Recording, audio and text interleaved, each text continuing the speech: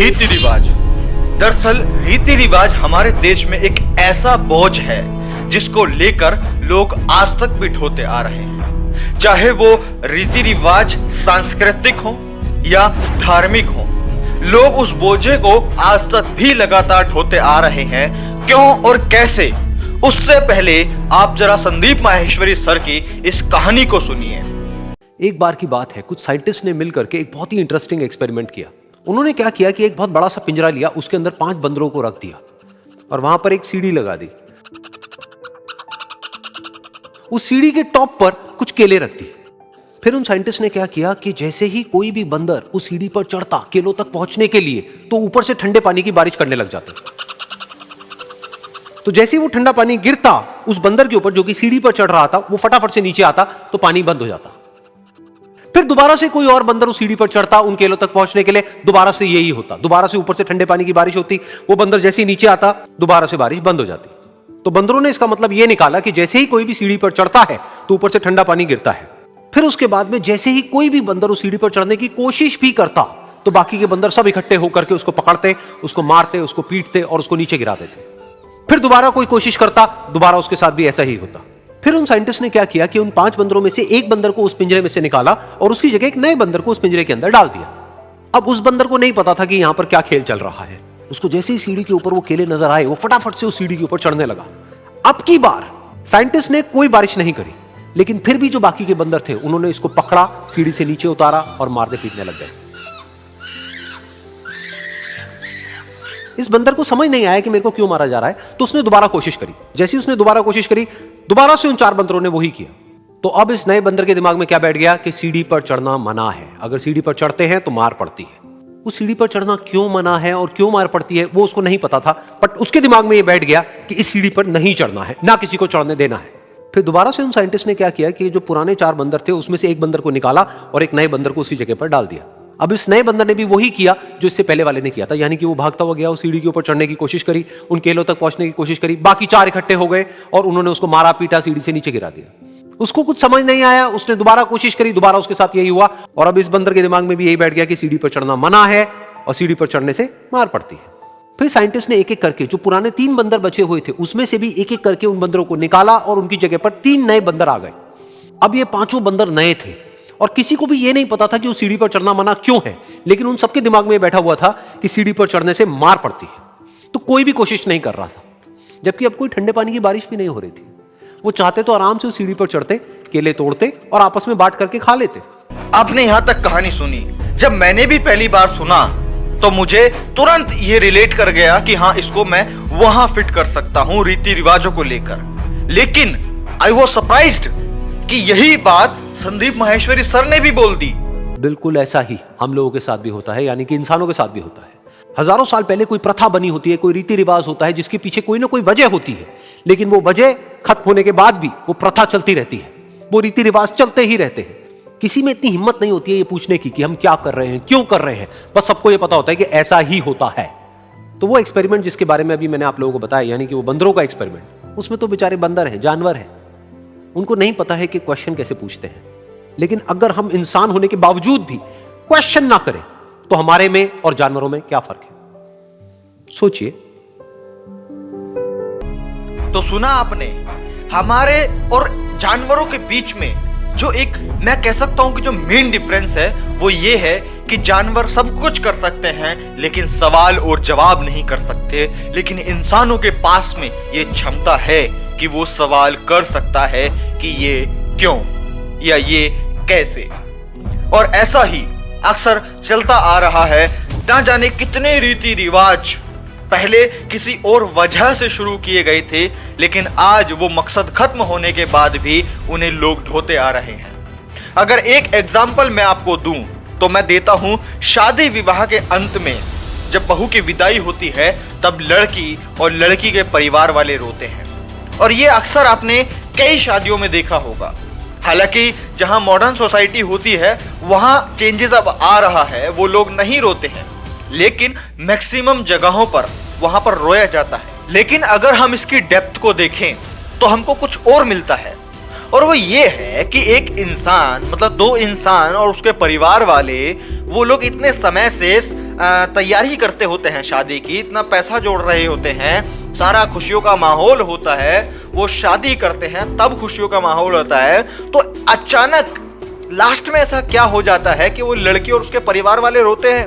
क्या वो लड़की जो शादी करके अपने ससुराल जाने वाली है, क्या वो किसी दूसरे ग्रह पर जा रही है कि उसके लिए रोना पड़ रहा है कि अब इनसे मुलाकात नहीं होगी? नहीं, सच क्या है कि वो लड़के कहीं अपने 10, 20, 50, 100 किलोमीटर दूर जा रही होती है। अब ये एक फैक्ट भी है कि उसको एक दिन जाना ही है, तो इसमें रोने वाली बात कहां है मुझे समझ नहीं आई। लेकिन जब इसके बारे में मैंने विचार मंथन शुरू किया, मैंने कई बुजुर्ग लोगों से पूछा कि ये क्या है, क्या ये इमोशन है या कुछ और, तो तब मुझे पता चला कि ये इमोशन नहीं, ये रीति रिवाज है।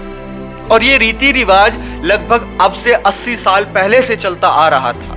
उसी समय ये बनाया गया था और इसके बनाने का कारण ये था, बनाने का नहीं, इसका बनने का कारण ये था कि जब पहले जो शादियां होती थी, तो शादियां होकर के जब लड़की अपने ससुराल आया करती थी, तो वहां पर जो या तो राजा महाराजाओं के या ठाकुर के या जो मंदिर का ब्राह्मण होते थे, वो लड़की जो शादी होके आती थी, वो अपनी ससुराल से पहले 1 रात या 2 रात वहां उसको रुकना पड़ता था।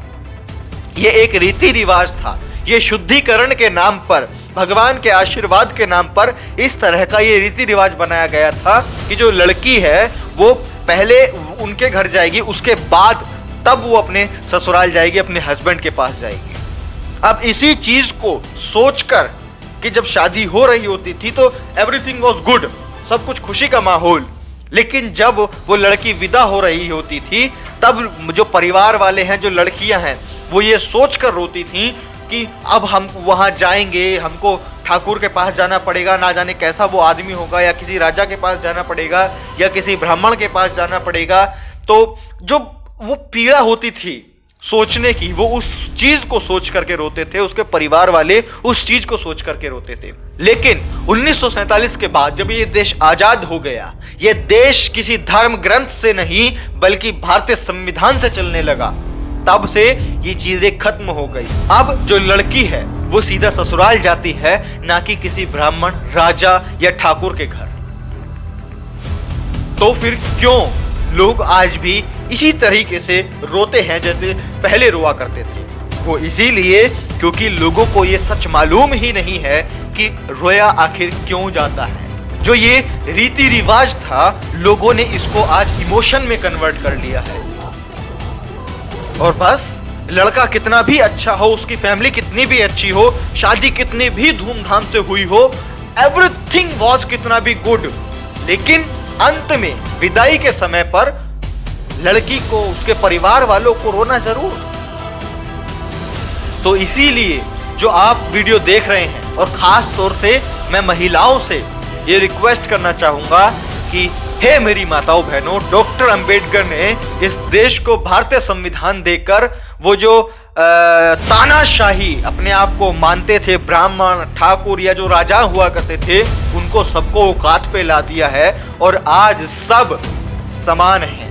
इसीलिए आज के बाद आप लोगों को ये रोने की जरूरत नहीं है, क्योंकि आप एक खुशहाल परिवार आगे बसाने जा रहे हो, तो उसकी शुरुआत खुशी से ही होनी चाहिए, ना कि रोने से। बहुत सी लड़कियों को नाटक करना पड़ता है यार, दिखावे के लिए, वरना मोहल्ले वाले क्या बोलेंगे, है ना। तो इसीलिए अब इन चीजों को बदलने का समय है, अगर आप सच को जान चुके हैं। और इसी तरह के जो और भी रीति रिवाज होते हैं, उनके पीछे भी कुछ और कारण होता है, जो पहले कभी शुरू हुआ होगा, लेकिन उसके खत्म होने के बाद भी वो आज तक चलता हुआ आ रहा है। तो इसीलिए अगर हम इंसान हैं, बंदर या जानवर नहीं, अगर हम इंसान हैं, तो हमें सवाल करने पड़ेंगे इन रीति रिवाजों को लेकर कि भाई ये क्यों, अच्छा ये काम हो रहा है, ये क्यों। तुम जो लोग अपने आप को कोड़े मारते हैं, कोड़े सड़कों पर घूमते घूमते, उनसे सवाल करो आखिर क्यों। और जब आपको एक साइंटिफिक, एक फैक्चुअल एक सेटिस्फैक्टरी आंसर मिल जाए तब उसके बारे में विचार मंथन करो। और वीडियो के अंत में मैं आप सभी लोगों से कहना चाहूंगा, और मैं कहता हूं कि करना भी चाहिए, कि हम लोगों को उस इंसान डॉक्टर भीमराव अंबेडकर का थैंक्स अदा करना चाहिए, धन्यवाद अदा करना चाहिए, जो उस इंसान ने इस संविधान को बनाकर इस देश की महिलाओं को समानता का अधिकार दिलाया, वो सारे हक और अधिकार दिलाए जो पहले पुरुषों को हुआ करते थे। और सबसे बड़ी बात, जो उन्होंने इस देश के एक ऐसे धार्मिक ग्रंथ जो कि सबसे वाहियात था इस देश और एक अच्छे समाज के लिए, मनुस्मृति, बाबा साहेब डॉक्टर भीमराव अंबेडकर ने उस मनुस्मृति ग्रंथ को दहन किया था, जलाया था, फाड़कर फेंका था। जिस दिन मैं किताब लिखूंगा सबको बराबर का हक दूंगा। तो अगर आप बातों को समझ गए हैं तो आज के बाद सवाल करना शुरू कीजिए। वही चीज है जो आपको जानवरों से, बंदरों से अलग बनाती है। तो अगर आपको ये बातें समझ में आई हो, आप चाहते हैं कि लोग इन बातों को समझें और परिवर्तन आना शुरू हो, तो इस वीडियो को ज्यादा से ज्यादा शेयर जरूर करें। तो ठीक है साथियों, मैं प्रशांत बोध मिलता हूं आपसे अगली वीडियो में। तब तक के लिए थैंक यू सो मच।